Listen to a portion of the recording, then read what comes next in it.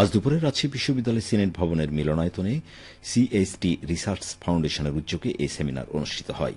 এতে প্রধান অতিথি ছিলেন রাজশাহী বিশ্ববিদ্যালয়ের উপাচার্য প্রফেসর ড সালেহ হাসান নকিব। স্বাগত বক্তব্য দেন সিএসটি রিসার্চ ফাউন্ডেশনের চেয়ারম্যান মেহেদী হাসান পলাশ। রাজশাহী বিশ্ববিদ্যালয়ের রাষ্ট্রবিজ্ঞান বিভাগের অধ্যাপক ড তারেক ফজলের সভাপতিত্বে এবং ড ফজলুল হক তুহিনের সঞ্চালনায় সেমিনারে মূল প্রবন্ধ উপস্থাপন করেন সাংবাদিক ও গবেষক সর্দার আব্দুর রহমান। আলোচক ছিলেন রাজশাহী সিটি কর্পোরেশনের সাবেক মেয়র মোসাদ্দেক হোসেন বুলবুল, সাবেক উপ উপাচার্য ড শাহাদাত হোসেন মণ্ডল, ভূ রাজনীতি ও নিরাপত্তা বিশ্লেষক অধ্যাপক ড শাহাব এনাম খান ও রাজশাহী আইনজীবী সমিতির সভাপতি আবুল কাশেম।